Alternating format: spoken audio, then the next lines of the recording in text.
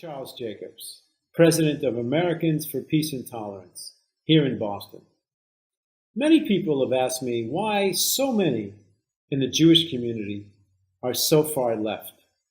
And they cling to the left, even when, these days, it is the left that's mostly anti-Israel and even anti-Jewish.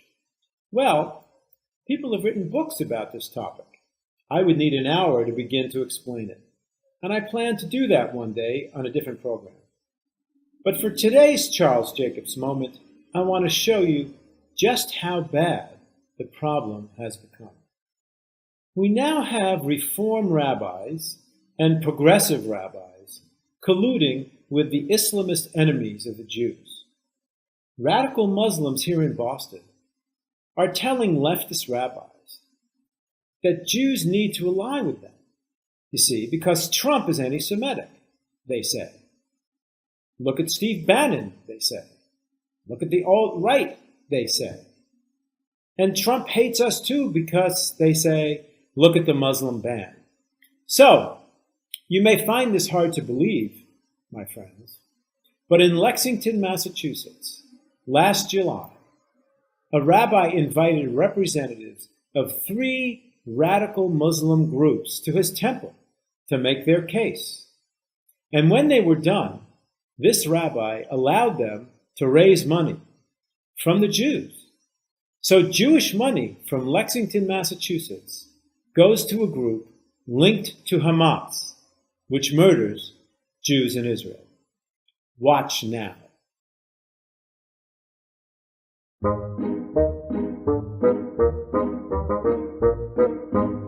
Shalom, I'm Rabbi Howard Jaffe. This is Rabbi Howard Jaffe from Temple Isaiah in Lexington, Massachusetts.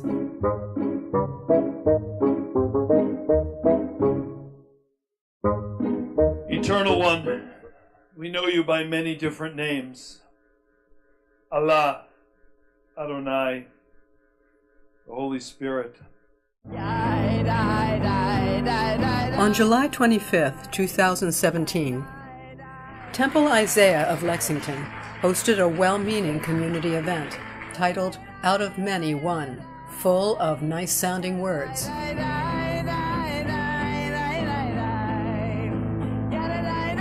The good Rabbi Jaffe welcomed to his synagogue 3 Muslim leaders, one from a group called CARE, another from the Muslim Justice League, and one from a Boston mosque called the Islamic Society of Boston Cultural Center, ISBCC.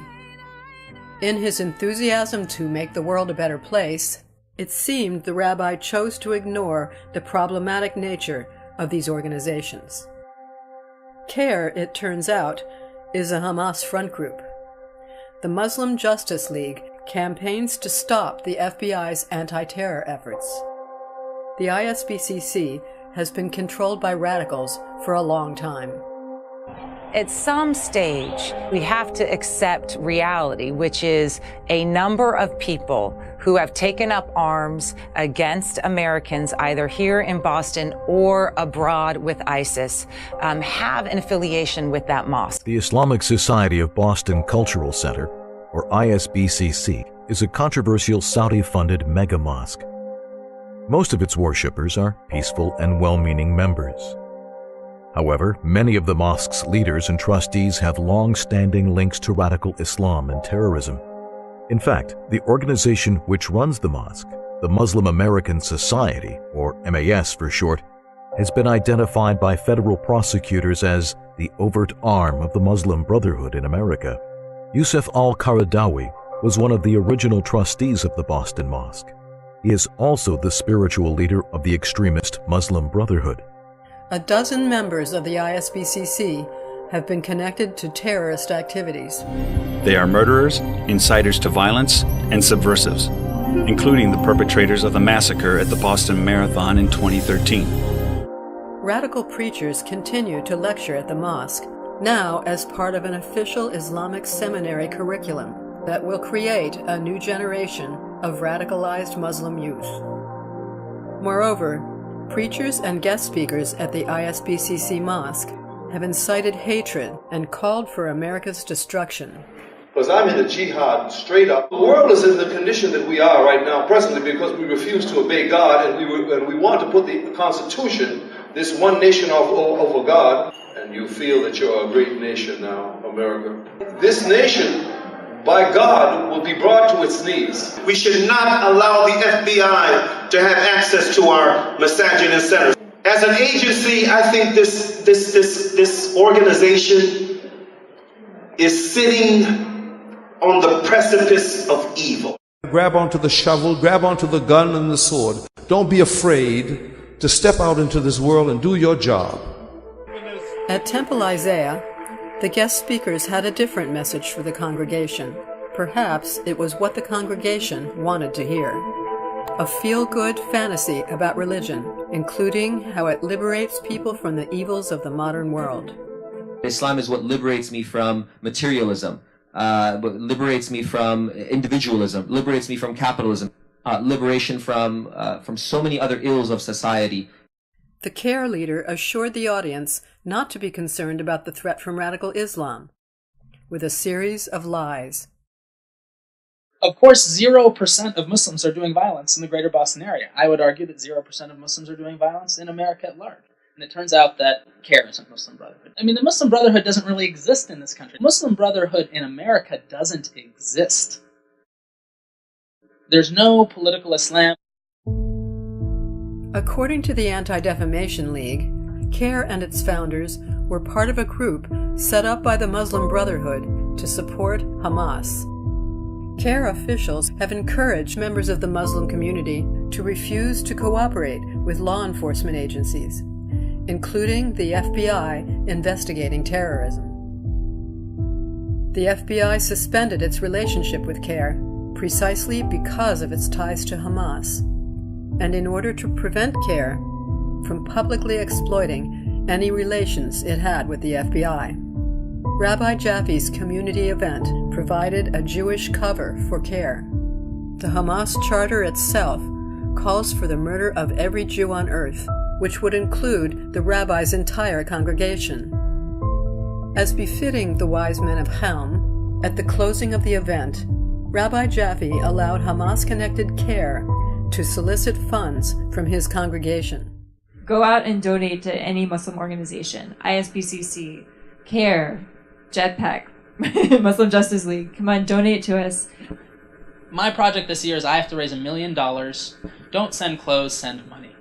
Astonishingly, the rabbi and his congregation seem to be supportive of the fundraising appeal by the Hamas-linked group.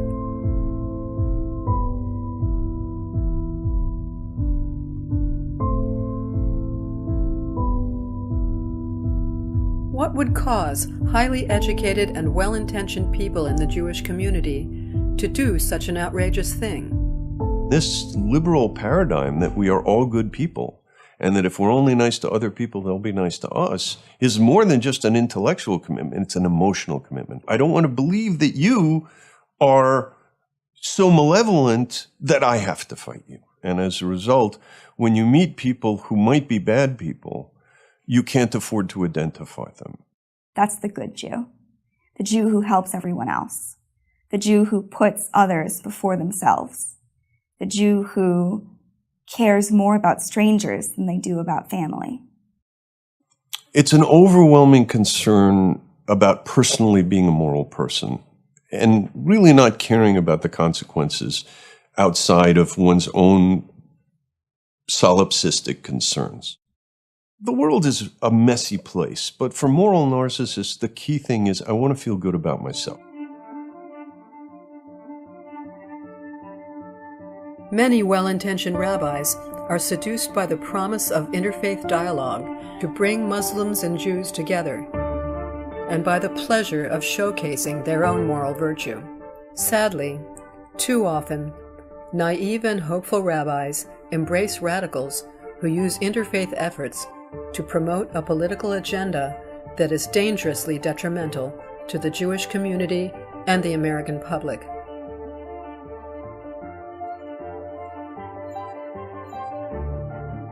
Radical Muslims know their rabbis all too well. Rabbi Jaffe was one of their first Boston area recruits. He won't be their last. Foolish actions of today's well-intentioned, morally confused rabbis are dangerous. The Jewish community is suffering from a great divide. One side accepts our daunting reality and is prepared to deal with it. The other side chooses to deny the threats and instead promotes feel-good delusions.